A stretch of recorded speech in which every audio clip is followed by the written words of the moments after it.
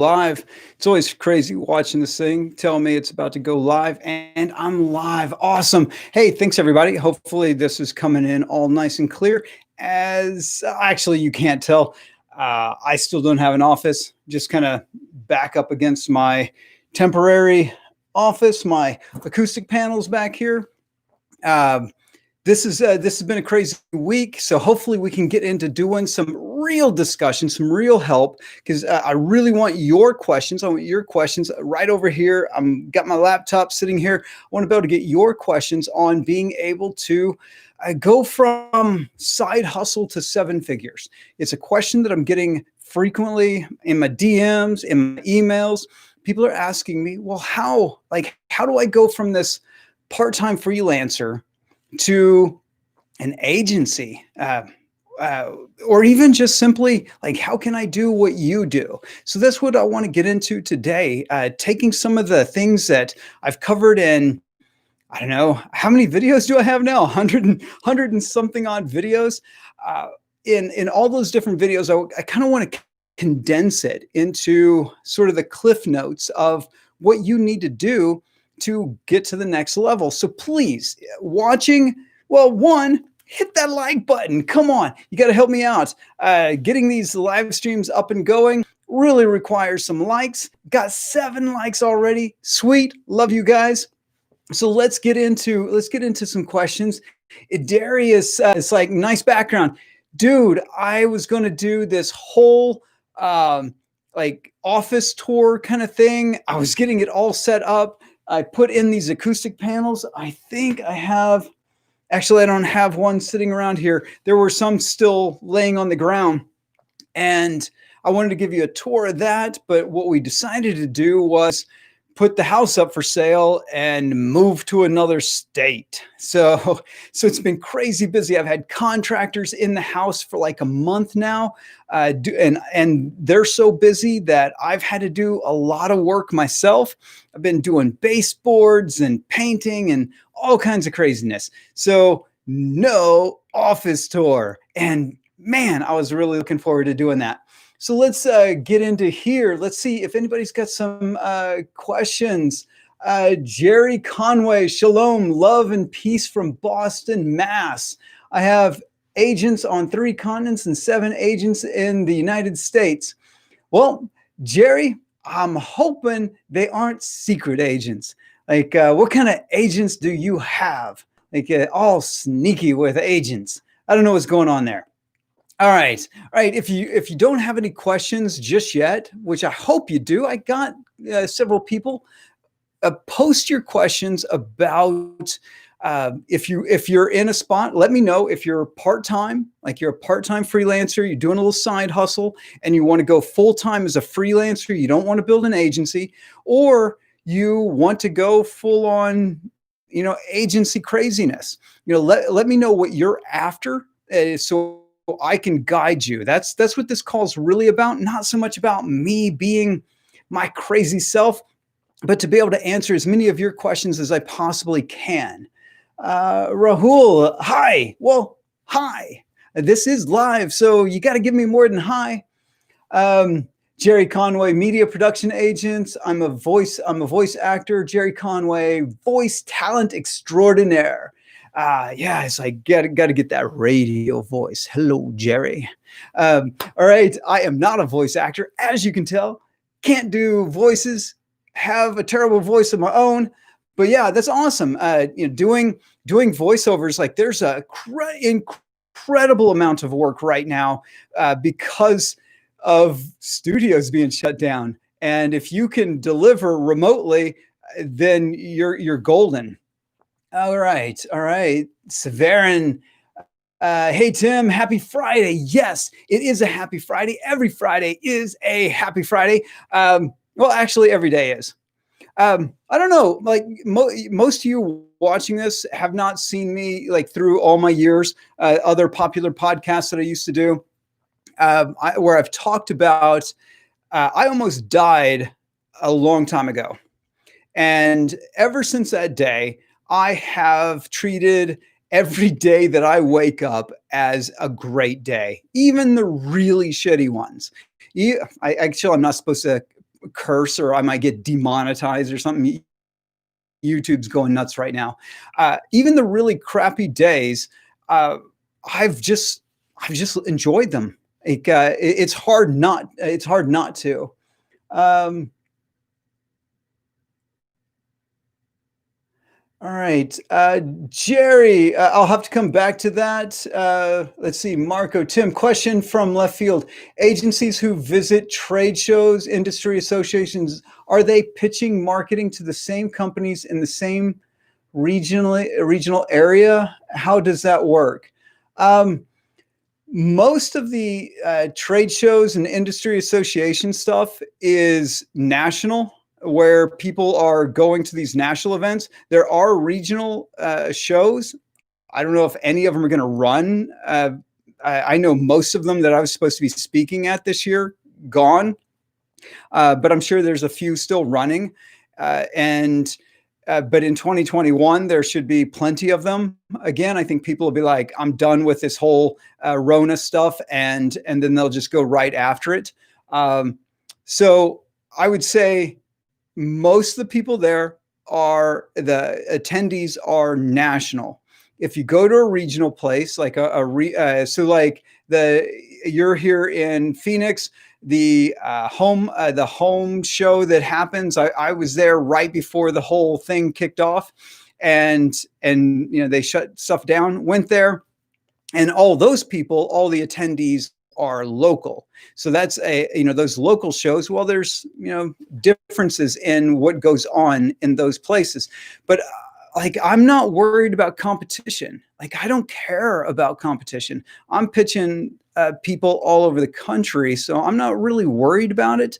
And if you've got a strong differentiator, and this is key to going from just a laborer, an hourly freelancer, to somebody who's seen as an expert, is you have to have something that differentiates you from everyone else. And that's really, I think, rule number one about being a freelancer, about having an agency, is your uniqueness. Have a unique proposition that cannot be easily copied by your competitors. All right, let's scroll through. Darius, my side hustle is vacation planning. Man, I could use it. I could use a vacation. I still have a day job and I'm straightening out my finances. I'd like to handle corporate accounts and events eventually. Any advice on how to generate leads for it? Well, vacations are sexy. So I've got videos on like hit list marketing, things like that. Go back and watch those videos.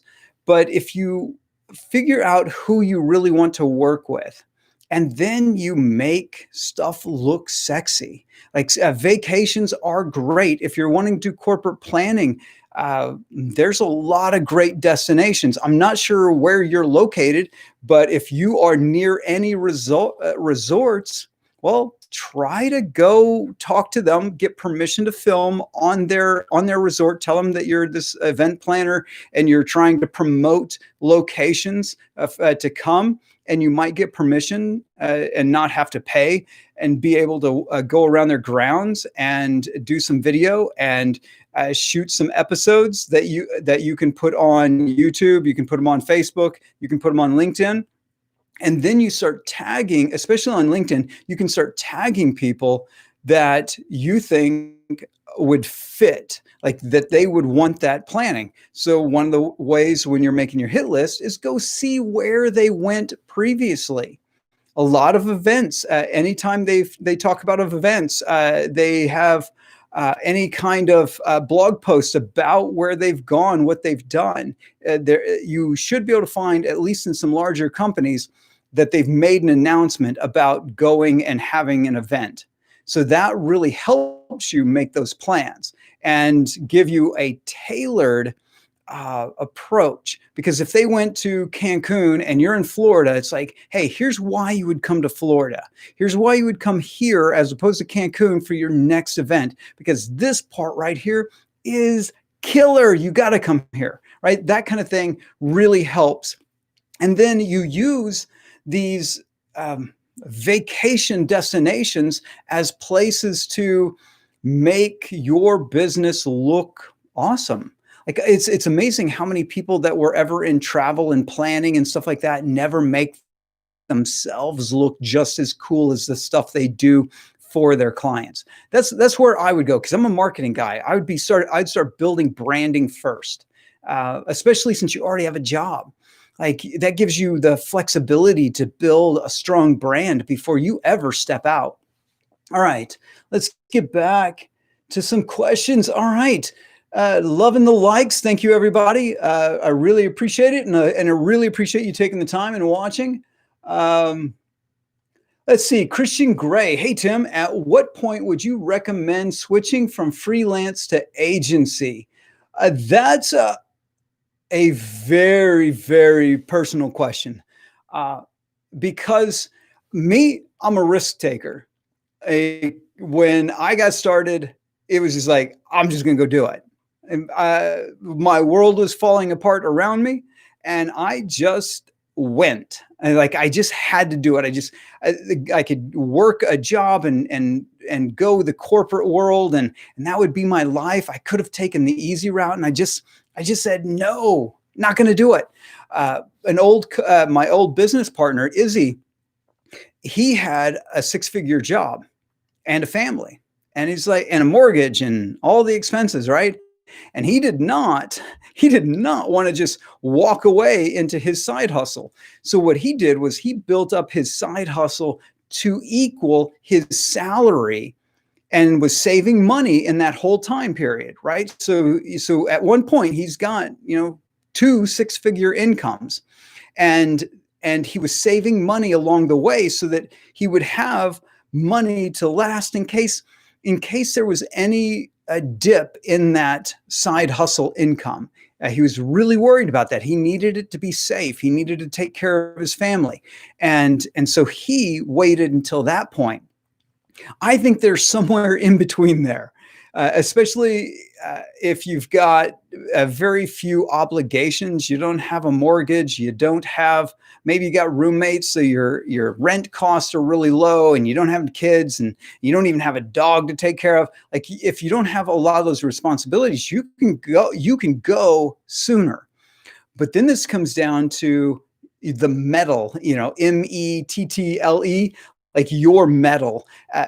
Do you have the grit necessary to get through the hard times? Because those hard times are gonna come. This is the funny thing. Like the gurus are trying to sell you their courses.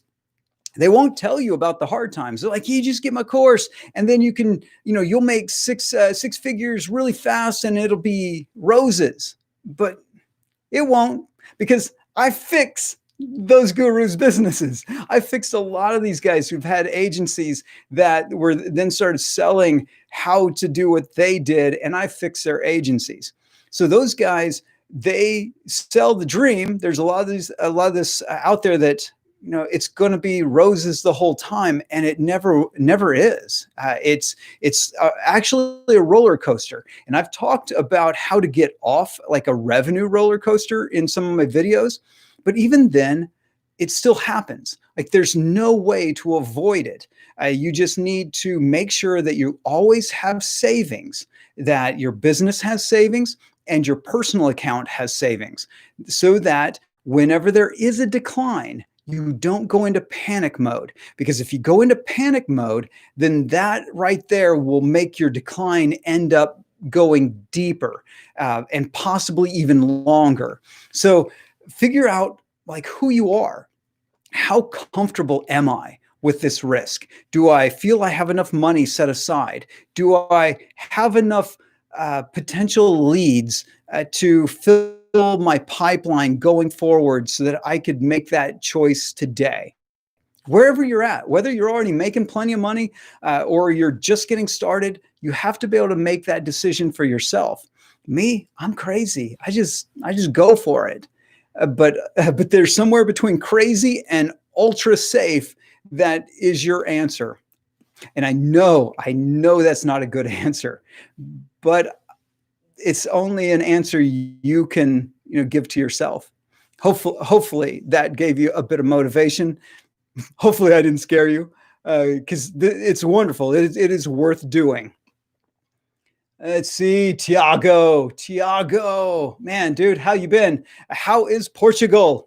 For people watching, go back and watch the episode with Tiago. It's a great one. I think it was the very first one that I did. That one, that was a great one.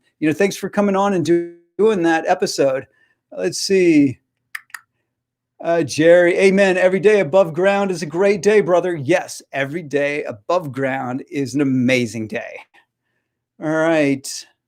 Nathan. Hey, Tim. My number one trouble is acquiring customers. Even watching the hit list video, I'm still having trouble finding people to put on this list. Any tips on what else I can do?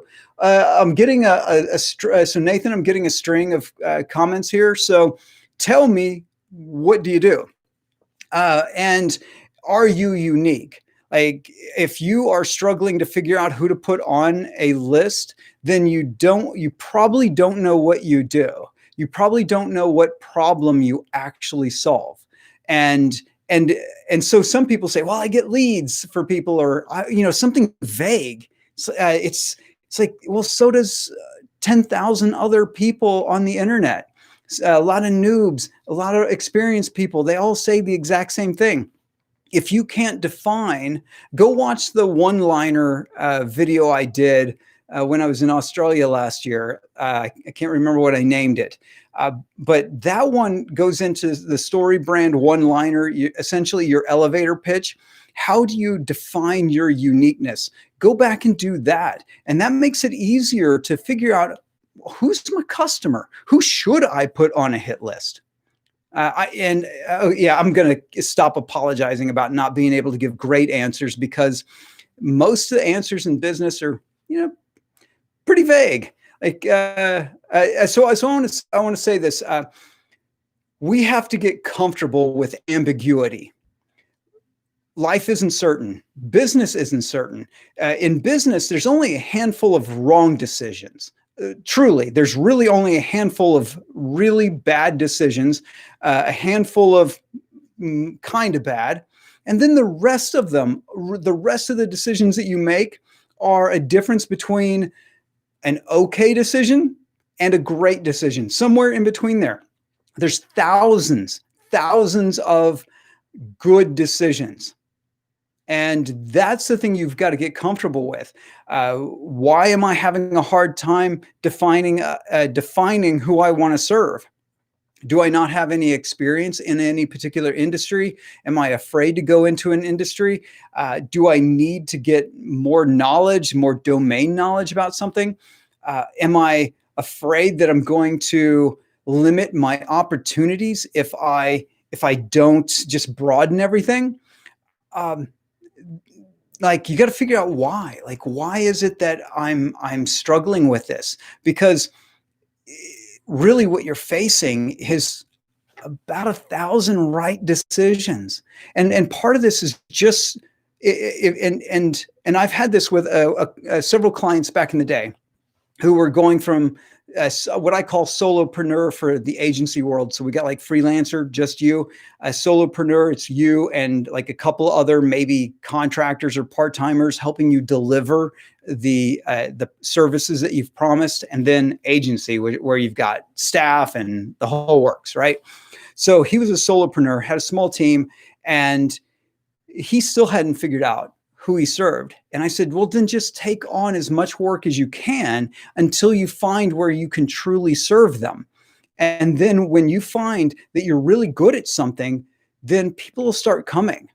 Now, everyone watching my stuff today, they see this guy who talks about agency stuff all the time. But I have done so much stuff outside of the agency world. From the time when I ran an agency to all the consulting that I've done in management, in sales, in leadership, in all these other areas, including operations, all these other things that I've worked on outside of running an agency. But what happened was, somewhere in the last 5 years, my customer base started shifting from a variety of industries, where I was working with supplement companies, apparel companies, and other B2B, like just a lot of different companies. And then all of a sudden, agencies became predominantly my customer base. I didn't market to them. I wasn't trying to make it so, but it came. And then that's when I finally just gave in a couple of like 2 years ago or so, and gave in and just decided I'm just going to focus on agencies, mostly because my customers were telling me that's what I'm good at solving. So I even after all those years I've been in business, like I found my spot in the world by it finding me. Okay, let's jump on over here. Nathan, I hope I helped you. Jacob LE. Is this something you've hired help with your business, or do you still manage all emails yourself? Oh, I didn't read I missed your comment right above that. Actually, it looks like I'm missing a couple. I'll come back to you, Rahul. Okay.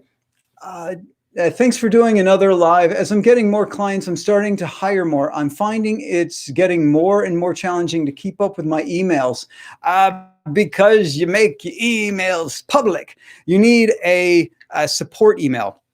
You need two different types of emails.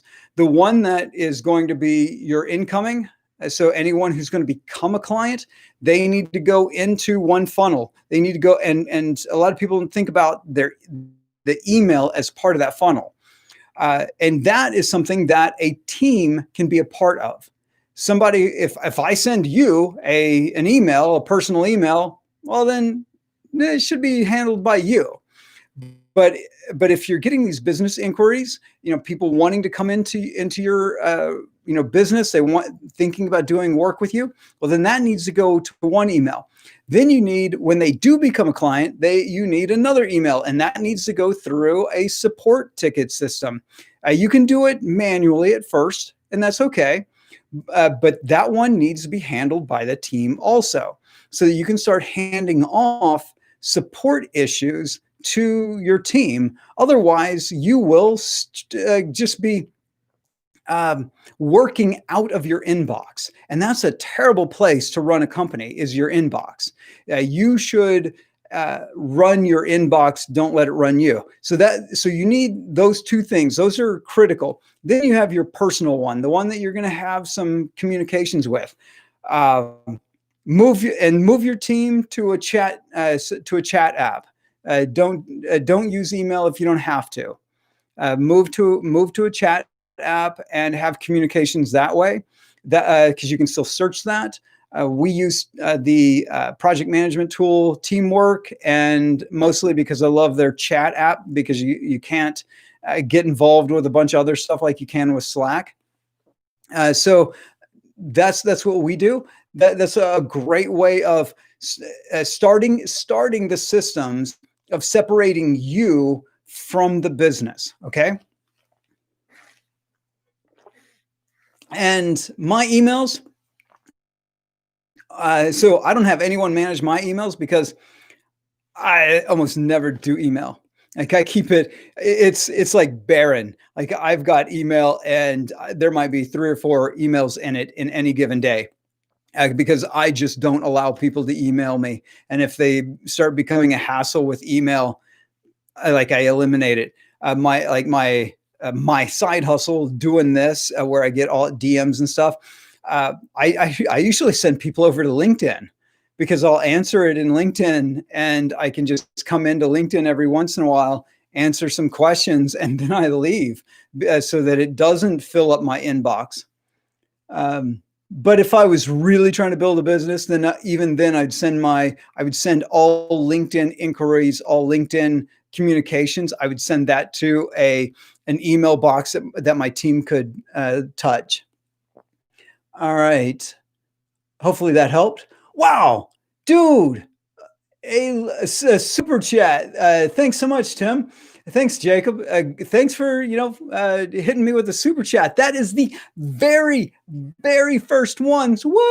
If I actually had OBS or something set up, I'd make little balloons and stuff happen. You go doo-doo-doo. All right. For anyone who watched Big Hero 6, I love that. All right, I'm a nerd. All right, thank you very much. I appreciate that. Maybe if this ever doing live streams ever gets popular, we'll like have like a consulting thing. You like hit me with a super chat and do a consulting thing for you. I'd love to be able to get to where I could bring people on that, especially if we ever did like a super chat thing, like bring people on, ask me the question on video, and we could talk face to face.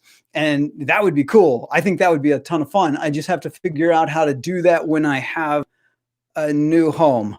All right. All right, let's go. Scroll down. Idarius, your advice are very close to my current thought pattern about lead generation. Thanks. You're very welcome. And thank you. Thank you for coming on. And thank you for asking great questions. I appreciate it. Let's see.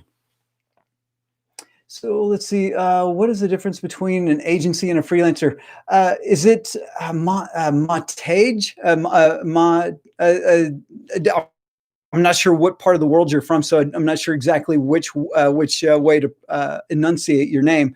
But I apologize because I know I just screwed it up. But what is the difference between an agency and a freelancer? Freelancer is you are selling your labor, like you. No one else's labor. You're selling your labor. So this is the three things that I do. Selling your labor, freelancer, that's how I define it. Freelancer sells their own labor. A solopreneur sells their labor and some of the labor of a couple of contractors, a few other people. Maybe even they use a white label agency. I would put those people into the solopreneur category. An agency is where you are managing the labor of other people just completely. You're not doing delivery. You're managing all of it. That's where I put the difference. That's just my own definition. No one else uses those definitions, but I'm smarter. So there. All right. All right. I know I am a complete and utter dork. So let's see. Scroll back up. This thing keeps jumping. Let's see. This has been a great one. Lots of questions coming in. Maybe I need to just do a Friday live stream, just answering questions. Like, comment and tell me, do I need to do this on a regular basis? Because I love doing this. I really like helping you guys out. And let's see. Scroll down. Let's see if I can find some other questions. Chris Heidelbaugh. Let's see. Big heart. So big heart. Love you. Question. Not sure if you have the knowledge. I'm electing to be an S Corp instead of an SM. I'm not sure what an SM LLC is. Do you have any experience of this being a waste or waste of time or good? Or better to say SMLC for 100,000 income. All right. I'm not sure what you're trying to accomplish with an actual S corporation. My business is set up as an LLC where I have elected to be treated as an S corp through the IRS.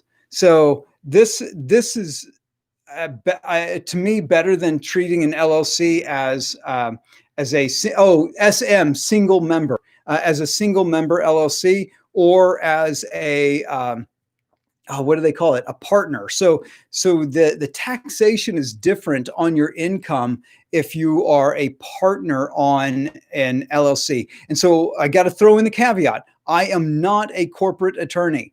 I've done this for a lot of years, got trained on it by the Small Business Administration when I was contracted to help them do an e-business initiative back in 2001.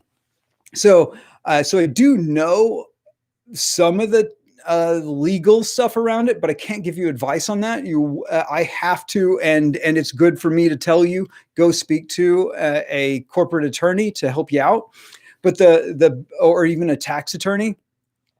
The idea is that going to an actual S corp versus taking the S corp election and to do so, you'll have to not be a single member LLC to be able to take that S corp election. So that's probably why you're thinking I should just go to a full on S corp. Um, Doing so, you have to have annual meetings. You've got to have notes. You got to keep track of all that stuff. It's got to be filed, and because if you ever get audited, you better have your meeting notes and or they call them minutes. You got to have your meeting minutes, and for every quarter, they have to exist, and you have to spend some more money on filing and things like that. You will. I can't say you will. Most likely you will save money on your taxes. Um, Depending on what your goals are for yourself and for the future, one of the things that a mentor of mine back in the day, and I just never went this direction, was to set up a C corporation and use it to funnel, to be a launch pad for all your ideas.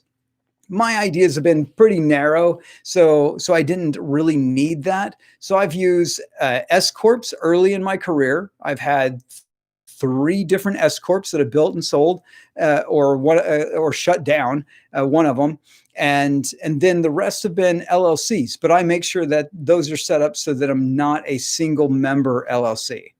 Uh, but again, not corporate legal advice. All right. Let's see. Keep scrolling.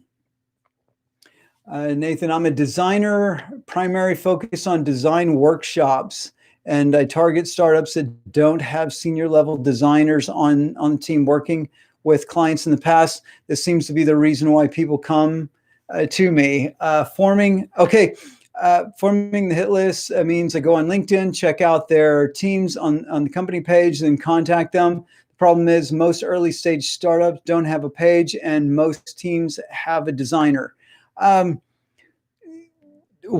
you doing the design for them, or are you workshopping them towards design ideas? So I don't know if you've heard of AJ and Smart. They are like the leaders in like design workshops through using sprints, design sprints that was created out of Google. If you are trying to do something that is serving a hard to find audience, a target market, if you are trying to do something that you can't clearly identify who your target market is, you will actually have a very hard time making money. But if you've got the resources and meaning money and time, you can actually build up your reputation just like AJ and Smart did. They built up their reputation and switched away from doing their agency work where they were doing the work for the companies to doing design sprints and then eventually educating on how to do the design sprints. So if you're doing design workshops, you can actually help the designers be better designers in those startups. So then if you're having trouble finding them on LinkedIn, and I'm not sure what your definition of startup is, but if you mean like tech startups, then AngelList is the place to be. You need to go to AngelList. You need to get engaged in AngelList and really start working that. And that's where I would try to build relationships and showcase what I could do for startups in their design phase. And if they have a designer, how to help that designer actually fulfill the objectives of the startup. All right, hopefully that helped. Let's see. So Mache, a freelancer, my challenge. As a freelancer, my challenge is finding clients. I think, did I start reading this one, or did someone else have a question about finding clients? I think that was Nathan too. Finding clients while I have so much work to do. How do I get more clients while I have so much work to do? Don't do the work. That's the answer. That's the going from freelancer to solopreneur. You need to have people deliver the deliverables. You need to have people create the deliverables for you and you start managing it. That's the way to get off that roller coaster, because you go and you find a bunch of work and you get so busy and you can't do anything else, right? Because you're just busy working. And then one day you're not busy working because all the clients got all the work done and they don't need anything from you right now. And then everything just dries up. And then you have to rush and try to build up a whole new clientele, fill the pipeline again. So you need to have some of the work done by other people. Or actually it's you need to raise your rates. You need to be able to have your rates high enough that you personally only do client work the equivalent of 2 weeks a month. And the rest of the time is building your business. So if you are trying to do $120,000 a year in income, then that means, and you're only working two weeks out of the month, then you're going to earn the equivalent of, what's that, 10,000? I'm terrible at math. Basically, Tim, don't ever do math live. All right, don't do that. All right. So I know. All right. So when you're trying to do this, you need to be able to cover all your expenses. You need to be able to have enough money left over after you've billed to be able to invest in other people's labor. You need to be able to cover taxes and cover all the other expenses, your rent, the office rent, if you have office, internet, communications, all those other expenses. You've got to cover those things. And potential people, even if you don't have them, you still got to bill like you're going to have them one day, and then be able to pay yourself that $120,000. So typically, if you want to make $120,000 in an agency, you need to be billing at least $240,000, if not more. Even if you're not currently spending it on other people, you're just a freelancer. So to make the switch is like, there's just no way at where I'm at can I get $240,000 on my own labor. Well, we need to raise your rates. We need to raise your rates and work with clients that are going to love the work that you do, so that you only need a handful of clients that you can accomplish all the work in the equivalent of 2 weeks, 80 hours a month. You need to be, maybe 100 hours a month. You need to be able to accomplish all the work for those handful of clients, and in that short amount of time every month, and get the equivalent of $240,000 a year. You do that, and your life is going to change dramatically. If you focus on what's it going to take for me to get to that stage, you will change your life, because you will either decide, I like this. I like making $240,000 a year and not actually working more than 2 weeks a month, because that's me. Like up until I started helping out one of my companies, working full time there. Before that, I worked 2 weeks a month. That was it. I only did client work 2 weeks a month, and was able to make a lot of money doing that. So you might go, good enough for Tim, good enough for me. If not, well, then do it. Then make that money so that you can start investing that excess cash into team members, so that you can always keep filling your pipeline. And team members might even include business development, salespeople, to do the selling and filling the pipeline for you, so that you're focused on your craft, what you're amazing at, right? That's what I would suggest. That's the direction I took, and the direction I teach a lot of my clients. Whoa, look at that. Chris, love it. Love it. Thank you. Thank you very much for the super chat. Let's see. So I'll get to everybody else's question. Man, loving this. All right. I have been a generalist agency owner for many years. I'm thinking about going into niche marketing, where I focus on one niche industry, electricians. Instead of doing websites and work for everyone, for anyone, is choosing a niche good? No, choosing a niche is not good. Having a niche choose you, that's not too bad. because you just were so amazing at what you did that your niche came to you. That's me. Like I was doing all this other stuff, and then the niche that I'm in right now with agencies and all the work that I do on leadership and management and operations and marketing for agencies, they came to me, right? So my niche came to me, but I'm more focused on industry. If you watch, go back and watch some of my older videos, and you should. And if you all haven't watched a bunch of my videos, go watch a bunch of my videos. They will help you out. But the thing is you should focus on an industry. And if you're picking electricians, the industry of, I don't even know what the electricians industry is actually called. Like there's an industry for it. The electricians are the people who are doing the actual work, but there's this industry that those electricians are in. If you can serve that industry, you might start with the electrician, but move upwards. Now, the question is, how well do you know electricians?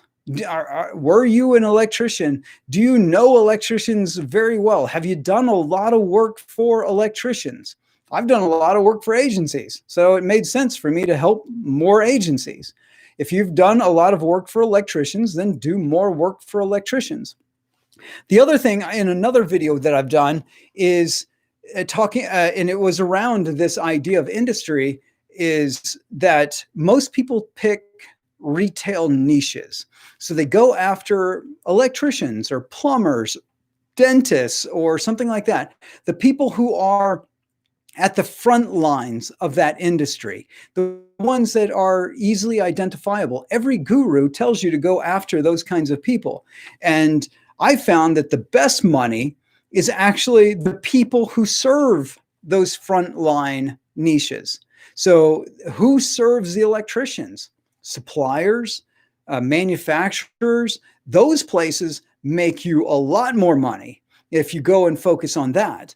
Focusing on the people behind that, you'll make far more money and be able to have less client hand holding is probably not exactly the best way of saying it, but less hassle that I've found. So that's the advice I would give on that. But if you've got a lot of domain knowledge with electricians and you can deliver on it, do it. You can test this idea as a generalist. You can test it without ever needing to stop doing what you're doing. What you do, create a new funnel for electricians. I'm not sure. Let's call it Chris's electricianwebsites.com, and we just make a new funnel and we send traffic to it. We do some ads and we drive traffic to it. We really target electricians and drive them to this funnel and see if we can convert them and actually make enough money from them for the work that we do. So hopefully, after you've been doing this for a while, hopefully your websites are in the 5 figures already. And if not, then you're going to play a volume game if you don't go if you go into electricians and you start working with them at less than $10,000 per website. Then it's like then you're in the volume game and you might as well be in any space then. Hopefully that was helpful, but thank you for the super chat. I really appreciate it. Jerry, thank you so much for sharing your amazing wealth of knowledge, Mr. Conley. Thank you, Mr. Conway. I really appreciate it. Thank you for coming on and commenting and being a part of the show. And let's see. Oh man, we need to get some more likes. Likes have been sitting there for a little bit at 19. We got to get, a couple more. Come on, hit me with a couple more likes. If you haven't hit like, hit like. Thank you guys. Thank you all for being on here. Let's see. Did I miss any questions? I'm pretty sure I did. So Jose, yes to Friday live stream. All right. I'll take that into advisement. Let's see. Jacob says every 1 to 3 weeks. Not every week. Okay, one week, I guess. 1 to 3 weeks, that'd be fun. And let's see. Any other questions? Any other questions? Because other, if we don't, then I'll just move along. Anand, hey Tim, hey Anand, thanks for coming on, buddy. Also, for anyone watching, go watch the episode with Anand. That was a great one too. Simon Hill, at what stage is it worth looking to productize services? Any traps there? Okay, productized services are a myth. I said it. I just went right there, right into it. Productized services do not exist. All right, here's the real answer. What most people call productized services is simply packaging up services into a way of selling. And then others can conflate the idea of productized with what it really means is systemization. You need to systemize the work that you do. And so you really need to determine what it is that you mean by productize, because if you look at the basics of it is, am I talking about a pricing model, which is I'm going to package up some services into a thing to make it easy for somebody to purchase from me, which you should do in any service. Any service should have packages that are easily definable and consumable by your target market. Then every service needs to systemize and have systems for the things that they do over and over and over again. And when you do those two things, I guess you could call that a productized service when you put those two things together. Or you could just call it a great company, like they used to do back in the old days. Back in the old days when my face wasn't all white. We just called it a great running business, a systemized business. So productized, if you mean I'm going to have a pricing model and I'm going to have systemization, yes, do so. If you are going to serve one thing, like I'm going to be amazing at one thing, well, then be amazing at that one thing. Like that's actually a great way of building a very profitable business, because you don't have a bunch of inefficiencies with people working on all kinds of random stuff. I'm not a big fan of full service. I've actually got videos that talk about don't do full service. You should have not even a couple hours a day, maybe an hour a day in his Facebook ad business. He's a freelancer. He calls it an agency, but it's just him, no one else. And he makes multiple six figures. So I would say focus, you focus on a thing, have a package, have pricing and systemization. Your life will be better. You'll be more profitable. That's my answer. Simon, thank you. Ooh, that's some Aussie money there. Thank you, sir. Thank you for coming in and hitting me with the super chat. I really appreciate it. And Darius, just want to say thanks again. You're welcome again. And thank you for coming on. And let's see, anyone else got a question? Oh, there it is. Christian Gray coming back in. Doing websites and SEO. My case studies are SEO are going to take a while. Are there other ways to build authority or position yourself at the bottom of the value ladder? Why would you ever position yourself at the bottom of a value ladder? Like I don't ever comprehend that one. Let's shoot for the top. Like a great book I talk about all the time by Robert Ranger, written I think in the 1970s, called Winning Through Intimidation. Best part of that whole book is the leapfrog theory. Get that book, read that section, and have this idea that you're going to leap to the top. Don't look at the bottom. Bottom is a terrible place to be. At the back of the herd, that's where all the crap is. So don't do it. I try to go up. If you don't have case studies yet, have you, Christian, watched any of my videos and seen any case studies from my 2 decades of work? No, I haven't done any. Why? Because I'm just lazy. I'm lazy. I got tons of work to do, companies to run. So I haven't made any case studies. I don't need to, because I've been doing this for 2 decades. So you can do this right here. Like my buddy Miles Beckler, he started just creating his case studies off of his own business in how to make money online, teaching other people how to make money online. And he didn't have the case studies before he made the video. Like he made the case study and the video at the exact same time. You want case studies? Well, then like package up some stuff together, some content that you have, talk about one of your clients and talk about what you achieved, any little tricks or tips that you had from it, and then talk it into a video. Done. Got a case study. Make one. Like just sit down and spend 3 hours and just write one and edit it and get it all, and maybe even hire an editor off of Fiverr or Upwork to go through and clean it up for you, make it make all the grammar amazing, and then start getting people to opt in to get that case study, or just start sharing it openly. Get it posted on LinkedIn and get all your connections to try to help promote it and get some traffic to that case study. Just having the case study is not going to do you any good.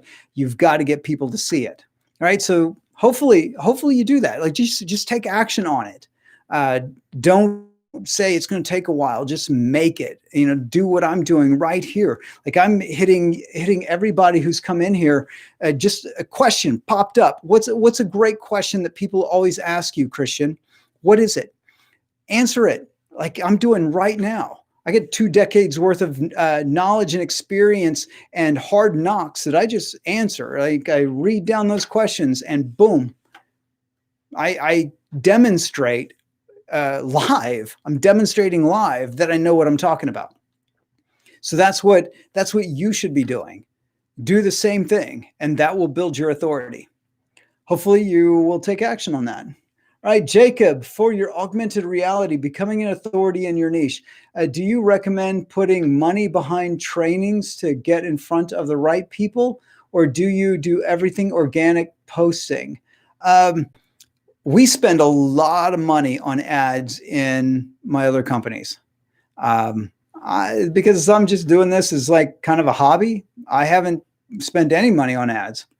But coming up, I was hoping by now I'd be launching my group training program, and I would have spent a bunch of money on ads for that. But in 2021, for this channel and for the things that I'm doing here, I'll be spending a lot of money driving people into my own funnel. Because I want to get back to doing some more coaching. I've done this year doing a lot of work for other companies, and now I want to get back into doing a lot more coaching. So I've kept a couple of coaching clients this year, but just doing it a little bit. Actually had one of my coaching calls this morning. I want to do more of it again, and so then I want to get 10 or so people into my coaching again for 2021. And maybe a small group of about 40 in like a program that I can give really personalized growth advice to, and we can scale up together. But there will be ad money behind that. Let's see, Christian. Thanks, Tim, for your perspective on this. This is great. Thank you for being a part of this, asking questions, and being open to having me yell at you. It's kind of fun. Right. So hopefully I'm giving you a really good answer that you can actually use. Anyone else? Look at that. 26 likes. Thank you, everybody. I appreciate it. Any other questions by anyone? If not, I'm going to shut this bad boy down because we're about to hit 54 minutes of live streaming time. Anyone? Any other questions? I'll give it a couple more seconds for anyone to pop in with one more question, because there's 20 something people still watching. So I'm sure somebody's got to have a question about how to run their business. Jacob, thanks, Tim. Thanks, Jacob. I really appreciate it. And for being the very first super chat. That was awesome. Thank you. I really appreciate it. Sferen, what's going to be the price point of your coaching program? I'll probably do it again like I did. Here's the funny thing. You go to my website, timconley.net, and you will see the program that I was going to relaunch for the year, and I ran one course. I ran the one program and didn't do it again. Um, because I just got so busy. I was traveling around the country, and then the Rona hit, and then I got busy with some other stuff. So I never ran another one. I was going to try to run that in September, and it didn't happen. That was 8 grand. So it's probably going to be about that again. Maybe I'll try to get that the first part of the program. Maybe I'll try to trim that down to around 6, so that it's a really good value, so that somebody can get. I know may sound scary to some people at like 6. I'm nonchalant about $6,000 and $8,000, but it's priced based upon the amount of money that you should be able to make. So, like I've said in every one of my videos, your minimum for any kind of custom work should be about $25,000 in a year, preferably in one project. You should be able to do that. So my goal is to get people in at say $6,000 to $8,000 in, and then become a part of my higher end work that I do, the kind of consulting that I do, where my average customer base will be, well above $30,000, because most of my clients are paying, or the 2 clients that I have, they're paying anywhere from $30,000 to $50,000 for the coaching that I do. So I'm going to try to find a way to be valuable enough where that's the entry point, and then the customer average comes out to well above $25,000 per client. That's my goal. Because that's, I give the advice. I also do the advice. I do what I say. What's that called? Walk the talk. Let's see. Marco, office for agencies. Dude, I have been officeless for 2 decades. I don't know. You can have them. They're sometimes having it's good. What I did was go to resorts and bring my team together. With Airbnb, it's like it became awesome. Like I'd rent a big house somewhere, and all of us would come and we'd stay in the same house, and we all had our own bedrooms and stuff, and it was a blast. And we'd like spend a weekend together, be all creative and do some cool stuff, and then everybody go home and go back to working remotely. That's how I like doing it. When I invested in Contractor Dynamics pre-Rona, we had an office. And we had people in that office because the owner and founder of the company, he wanted an office and he liked it. But now, after being forced, like he could not even go to the office, wasn't allowed to go to the office in New Jersey. So he didn't go, and then he got really used to working from home and figured out how to do it with 2 little kids at home and stuff. Figured it out, and he's like, dude, I am not ever going back to that. So I don't know. Personal choice. I've just not needed one. Like when I like internet technology, I just try not to use it. And when I want to be around people, we just get together. Let's see. Mate, any advice on getting clients in different countries? I'm a freelancer in Eastern Europe, and I would like to get high-paying clients from the US or West EU. Any advice on this?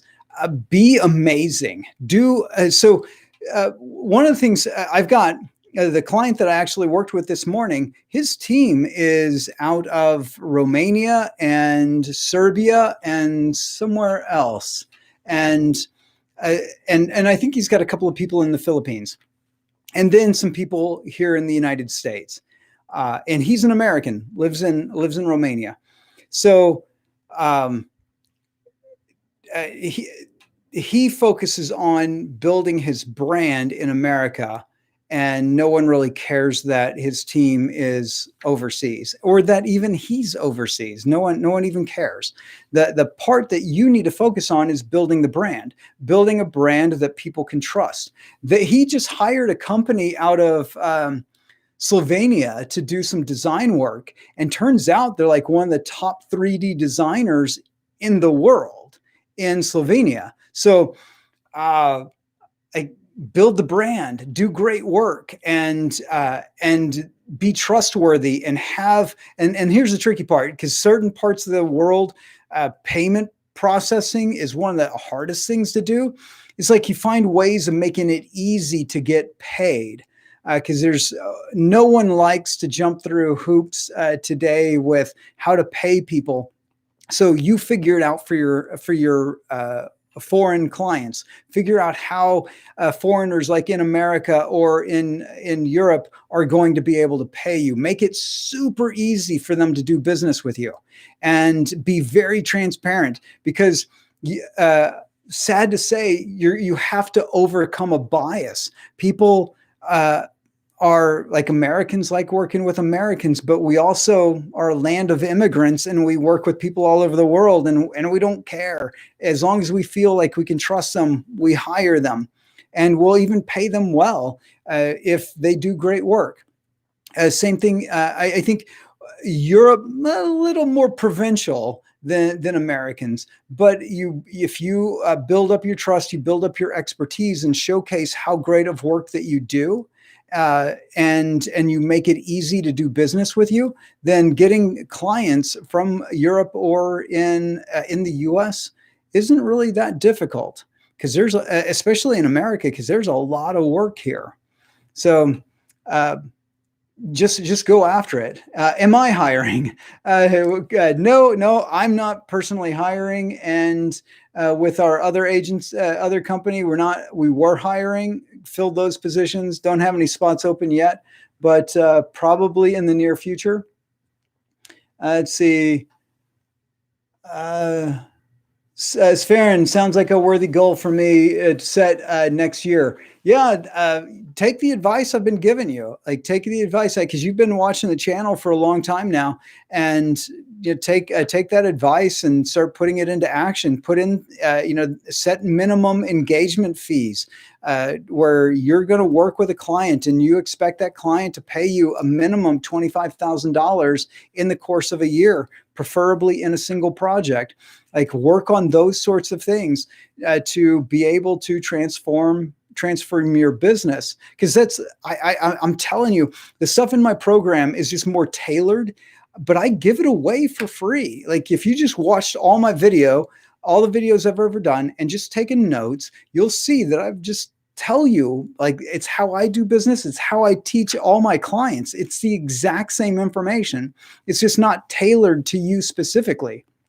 And that's really the only difference. Is when we're working together, I can actually help you get from the thought, the idea, to the execution. And that's where the value is. That's why, it's worth, $8,000 and worth, $50,000, $30,000, $50,000 to be in a coaching situation with me, because I help you go from that concept that I share freely to the world to execution. Like, there's that big gap in your mind. It's a chasm. In my mind, it's just stepping over a line. And I show you how to turn a chasm into a simple line to step over. That's where the value lies. All right. And hopefully you do that, use that idea in your own business. Like, your client has an idea, has a concept. To them, it's a chasm. You show them how to get over that chasm, because to you, you're such an expert. It's simply a line to step over. All right. Wow. I was going to end this, and then I just can't shut up. Like, Tim, shut up. End this thing. All right. Okay. Keep going. Let's see. Any advice on higher click-through? This is Marco. Any advice on getting higher click-through rate on Google Ads? I'm not a Google Ads guy. I haven't done them personally since really early in the early days of Google AdWords. I got my start back in the Overture days. before Google AdWords even existed.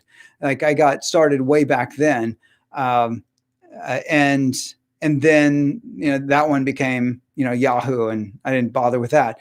That's not been my specialty. My specialty's been not the actual like of Google ads or Facebook ads. I do write significant amount of copy even to this day, which is crazy, and I do creative. I do make creative for ads, which I don't know why I do that, but uh, I'm not great at it. Like those are things that I'm not great at. What I'm really good at is operations, good at branding, good at all the things necessary to get people to do business with you.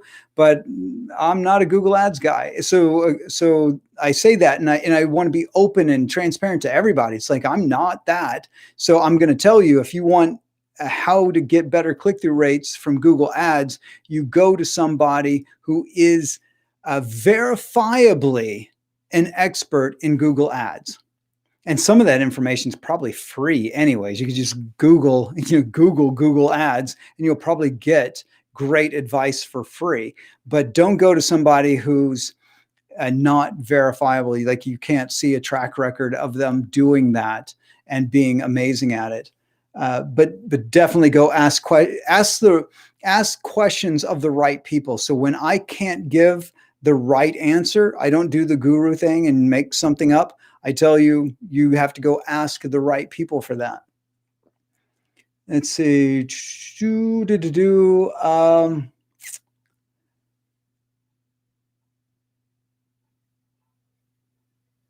Let's see. Let's see. Keep going. Let's see if I can find any more questions.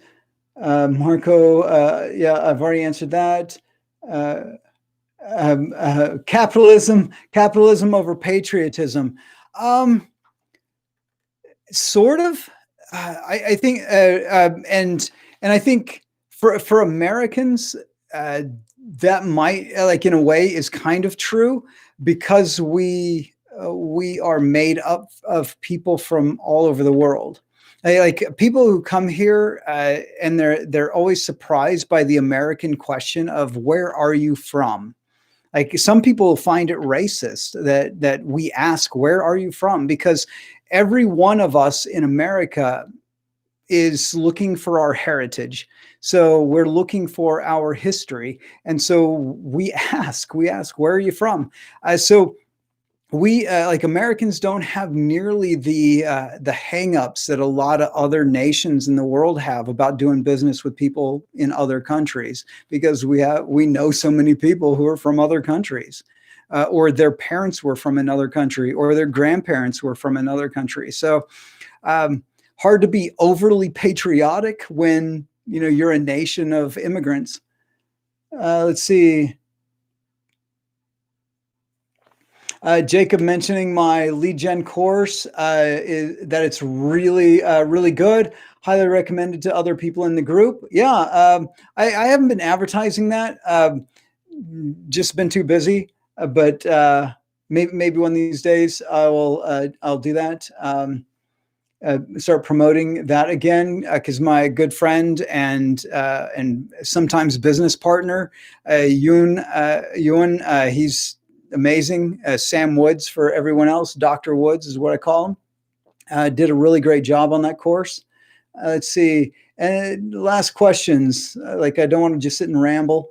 Jose, lead gen agency versus SEO agency, the good, the bad, and the ugly.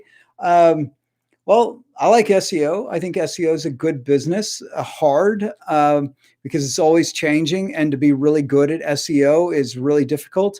Lead gen, I hate the business model completely. I don't like it. So I try not to give any advice on lead gen agencies, simply because my own bias is that I hate the business model, because it's full of customer churn. Gurus tell you that it's not true. I've fixed way too many lead gen agencies, and got most of them either away from lead gen and into other areas of digital marketing. But some people really like the model and just they thrive on it, and they don't churn doesn't bother them. They're really good at driving leads. Some people just love it, and I'm not one of those people, so I don't usually give advice on that. Um, it's 1 a.m. Thank you for your time. Hey, good night.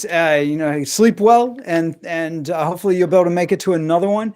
And I appreciate the questions. And definitely, like next time, comment. Tell me how to pronounce your name so I can actually be a decent host. Let's see. Last taxes for a niche website. No idea what you mean. Okay, any other questions? I'm going to wrap this up. We are now 1 minute and 1 hour and 10 minutes in. Last questions. Actually, I said that like 10 minutes ago or 15 minutes ago. So no more questions. Thank you all. Thank you all for coming. Thank you all for asking great questions. Those who gave me super chats, 3 of them, that's awesome. I really appreciate you guys doing that. And maybe we develop some sort of super chat way of tipping me for being able to do some consulting. And if we get into that kind of craziness, that cool YouTuber stuff, then I'll definitely have to set up better situations so that we can communicate better instead of me just simply reading comments off the internet. All right, thank you all for the likes. Hopefully you do a little share. Gotta give like 20 seconds here so that we can put like end screen video, and subscribe right there. If you're watching and you have not subscribed yet, please do so. All that kind of craziness. And thank you all for being here. I appreciate it, and we'll try to do another live stream sometime soon. All right, take care, everybody.